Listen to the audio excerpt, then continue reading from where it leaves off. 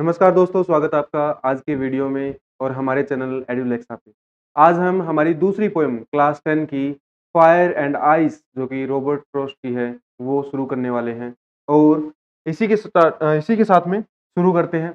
Robert Frost के बारे में हमने पिछली वीडियो में भी हमने जान लिया था और इस वीडियो में थोड़ा-सा हम इंट्रो ले लेते हैं। इनका फुल नेम रॉबर्ट ली फ्रॉस्ट है और इनका जन्म मार्च 26, 1874 सैन फ्रांसिस्को में हुआ। इनकी जो मृत्यु है वो जनवरी 29, 1963 बोस्टन में हो गई थी और इन्होंने अपना जो वेल नोन इनके वर्क है उनमें road no taken, fire and ice, dust of snow ये काफ़ी ज़्यादा जाने जाते हैं और ये तीनों ही वर्क जो है वो क्लास 10 में दिए गए हैं। तो फेमस हमारी पोएम इनके बारे में जो बता दिया आपको road no taken, fire and ice, dust of snow है ना? Stopping by woods on snowy evening तो ये सारे इनके फेमस वर्क है। तो शुरुआत करते हैं अपनी पोएम फायर एंड आइस की, है ना? फायर एंड आइस का मतलब ही हो गया कि आग और बर्फ, लेकिन पोएम में हमेशा ही जो सामने दिखता है वैसा होता नहीं है। इनकी हिडन मीनिंग्स जो है वो काफी इंटरेस्टिंग होते हैं, उनके बारे में हम जानेंगे। तो पोएम लाइन बाय लाइन पढ़ लेते हैं।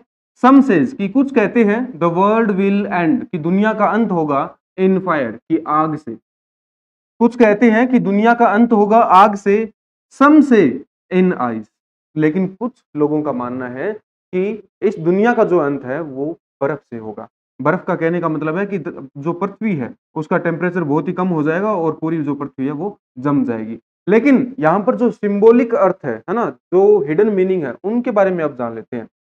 From what I have tested of desire कि जितना मैंने तृष्णाओं का जाना है ना? हमारी जो डिजायर्स होती है, हमारी जो लस्ट होती है, हमारी जो इच्छाएं होती है, उनके बारे में जितना हमने जाना है, ग्रीड होती है ना, उसके बारे में जितना जाना है, तो वो क्या है?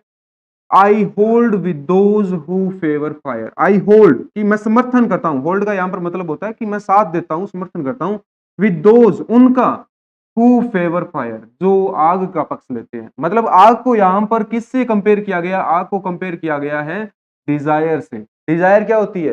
डिजायर होती है तृष्णा, मतलब कि इच्छा, ग्रीड, मान की जो लालच की लालसा होती है ना, वो बहुत ही भयानक होती है, आग से भी ज्यादा, है ना? लोग इतना ऐसा मान लो कि एक दूसरे का नाश करने पर तुल जाते हैं। आग ऐसी चीज है जो आग आगे से आगे फैलती रहती है, वैसे ही लोग डिजायर रखते हैं, है ना? यहाँ पर डिजायर देख लीजिए, विश, लस्ट, एम्बिशन, तृष्णा जिसको हिंदी में कहते हैं, होल्ड समर्थन करना, फेवर पक्ष लेना।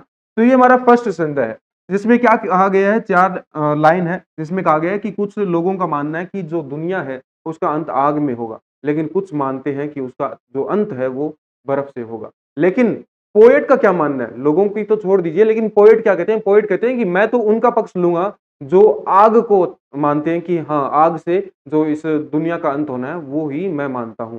लेकिन आग यहाँ पर है क्या? आग है यहाँ पर मानव की जो ग्रीड है ना, लालच है, वो आग है यहाँ पर।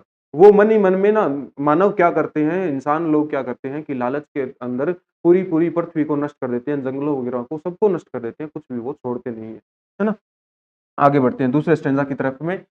यहां पर पोइट का कहना है कि but if it had to perish twice, कि अगर इसे, बट इफ इट यानी अगर इसे, अर्थ को, इसे अर्थ को, अर्थ को पेरिस ट्वाइस, पेरिस का मतलब यहां पर होता है नष्ट हो जाना, यानी खत्म हो जाना, कि ट्वाइस दो बार, दूसरी बार भी इसे खत्म होना हो ना, तो फिर आई थिंक मैं मानता हूं, मेरा सोचना है, आई नो और मैं जानता भी हूं, मैं इतना तो काफी जान चुका हूं इस दुनिया को कि मेरा मानना है कि जितना मैं जानता हूं, इनफ ऑफ हेट, कि मैं घृणा, नफरत जो है उसको भी काफी जानता हूं, इतना जान चुका हूं मैं हेट को भी, to say that for the destruction ice is also great. अब देखो यहां पर आइस को किससे कहा गया है?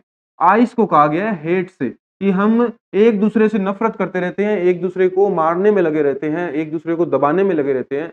तो हम, हमारे मन में ना जो प्योरिटी है उसकी कमी है, हम आपस में ही लड़ने में रहते हैं। तो पोएट कहता है कि जितना मैं जानता हूं हेट को, है ना, जितना मैं हेट को जानता हूं, तो डिस्ट्रक्शन के लिए आइस भी काफी है, इज ऑल्सो ग्रेट, ये भी एक पर्याप्त स्रोत है, माध्यम है, कि अगर इस धरती को दूसरी बार भी खत्म होना हो, अगर वो डिजायर से, विश से लस्ट से बच भी जाए किसी न किसी तरीके से, तो दूसरी बार अगर खत्म होगी, तो ये जो आइस है, वो जो हेट है लोगों के मन में, वो इनफ है। एंड वुड सफाइस, सफाइस का यानी प्राप्त होना, यानी इनफ होना, कि ये भी अपने आप में नष्ट करने के लिए पर्याप्त है, इनफ है ना? तो ये आपकी पोएम थी।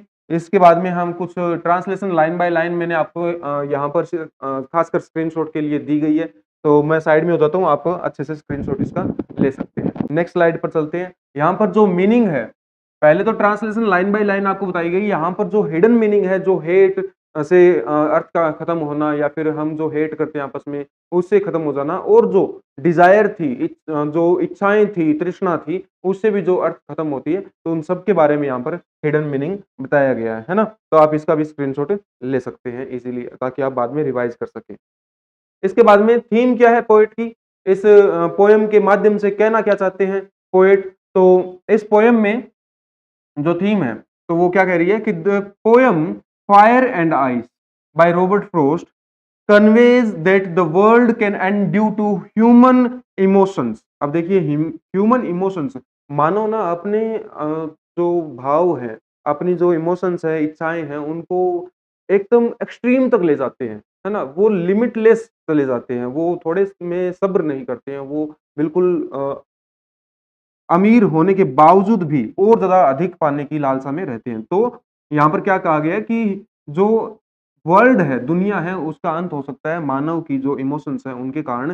फायर यहाँ पर रिप्रेजेंट कर रही है डिज़ायर को और ग्रीड को, जबकि आइस जो है वो सिंबलाइज़ कर रही है हैट्रेड को, जो मानव आपस में लोग घृणा करते हैं, एंड इंडिफरेंस, और जो असमानता है आपस में, जो बड़े-छोटे और गरीब-अमीर इन सब का भेद लेकर बैठे हैं, तो इन सब के बारे में बताती है। बोथ इमोशंस आर डिस्ट्रक्टिव, दोनों ही बहुत ही नुकसानदेह है, and the poet suggest that either uncontrolled desire और deep hatred can destroy the earth, यानी अगर हम अपनी इच्छाओं को काबू में ना लेना, तो दुनिया का अंत निश्चित है, और इसी प्रकार से अगर हम आपस में घृणा ही करते रहेंगे, तो भी अंत ही होना है।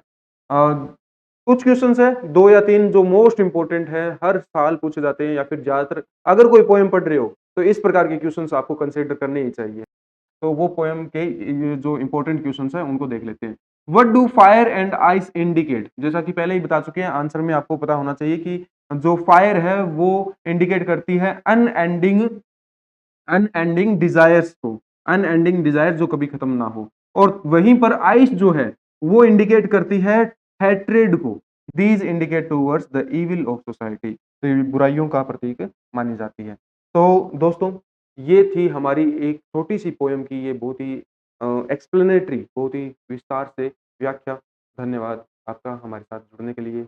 हम हैं एडुलेक्स।